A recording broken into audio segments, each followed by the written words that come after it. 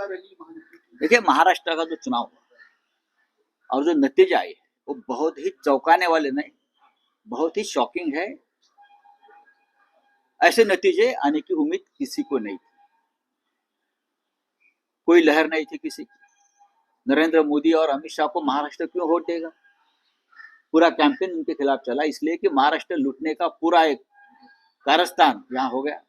यहाँ से पूरे उद्योग गुजरात में लेके हुए, इसलिए वोट दिया लोगों ने कि हमारा रोजगार गुजरात में मोदी जी लेके जा रहे हैं, चलो हम मोदी जी को वोट दे देंगे, इसलिए खुश है। महाराष्ट्र में किसानों की आत्महत्या चल रही है, महाराष्ट्र में बेईमानी हो गई। ये जो नतीजे आए हैं उसके लिए जिम्मेदार अगर कोई होगा, महाराष्ट्र की जो नुकसान हुआ है वो जस्टिस चंद्रचूड़ है। चीफ जस्टिस ऑफ इंडिया के पद पर बैठे व्यक्ति जिसने समय पर अपना निर्णय नहीं दिया, अपनी जजमेंट नहीं दी डिस्क्वालिफिकेशन के बारे में। 40 लोगों ने बेईमानी की, जिस पार्टी से चुनकर आए थे वो पार्टी को छोड़कर दूसरे पार्टी में जाकर सत्ता में बैठे हैं। आपकी जिम्मेदारी है संविधान की रक्षा। आपने अगर निर्णय दिया होता तो ये हिम्मत आगे कोई नहीं करता। आपने वो आज भी वो खिड़की दरवाजे खुले रखकर आप वहां से रिटायर हो गए। आप कोई भी किसी तरह से पार्टी बदल सकता है या सरकार बना सकता है जिससे पार्टी अपनी पार्टी को छोड़कर, तो इतिहास चंद्रचूड़ साहब को कभी माफ नहीं करेगा और उनका नाम काले शाही में लिखा जाएगा एकदम, कि इस प्रकार की व्यक्ति अपने पद पर बैठी थी और 3 साल तक एक संविधान के खिलाफ बैठी हुई सरकार को प्रोटेक्शन देते रही।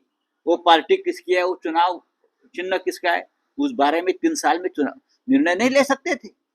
इतने बड़े बड़े फैसले देने की आप बात करते हो ना, राम मंदिर से लेकर ये क्या बोलते हैं बॉन्ड तक, इलेक्टोरल बॉन्ड तक, और पब्लिसिटी का स्टंट करते रहे आप लोग। लेकिन एक संविधान के खिलाफ एक निर्णय एक बड़े राज्य में हुआ है, उसके बारे में आपने मुंह पर ताला रखा और तारीख पर तारीख का खेल में सबको उलझा कर रखकर आप रिटायर हो गए। तो ये जो हुआ है महाराष्ट्र में, ये महाराष्ट्र याद रखेगा। ये चंद्रचूड़ जी है, उनके होते हुए ये सब हुआ है और हम याद रखेंगे। उद्धव ठाकरे शरद पवार जनता के न्यायालय में गए, वहां भी जनता ने देखिए, जिस तरह से सुप्रीम कोर्ट में न्याय नहीं मिला, न्याय खरीद लिया, उस तरह से वहां पैसा यंत्रणा पूरी तरह से जिस तरह से इस्तेमाल किया गया। लेकिन हम निराश नहीं है, हम लड़ने वाले लोग हैं। हम बाला साहब ठाकरे के शिवसैनिक है। बाला साहब ठाकरे साहब ने भी उनकी जिंदगी में ऐसे बहुत हार जीत देखी है। तो हमको कोई चुनाव हराया, हमने सत्ता गंवाई, उसके लिए हमको कोई दुख नहीं है। हम लड़ेंगे और जो महाराष्ट्र के खिलाफ जो काम हो रहा है उसको विरोध करते रहेंगे।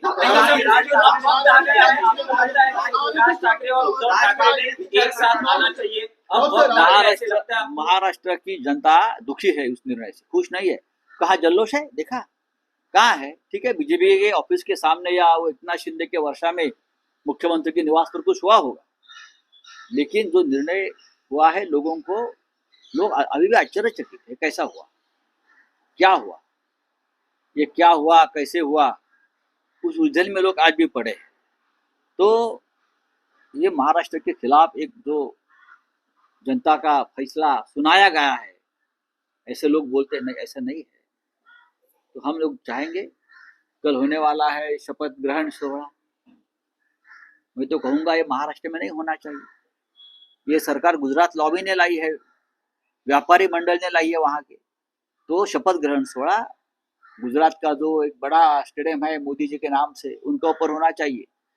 अगर आप शिवाजी पार्क में करेंगे तो छत्रपति शिवाजी महाराज का अपमान होगा। अगर आप वानखेड़े स्टेडियम में करेंगे तो सामने ही हमारा 106 शहीदों का स्मारक है, महाराष्ट्र के जो शहीद हुए थे उनका अपमान होगा।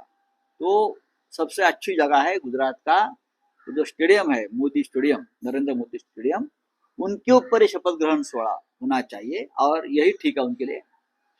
और जो लोग महाराष्ट्र पर प्रेम करते हैं, वो सभी नेता हो, कार्यकर्ता हो, सभी ने इस सरकार का निषेध और धिक्कार करना चाहिए। और आने वाले दिनों में चुनाव हो गया है, राजनीति खत्म हो गई है, महाराष्ट्र की रक्षा के लिए, in the interest of Maharashtra, हम सबको एक आना पड़ेगा।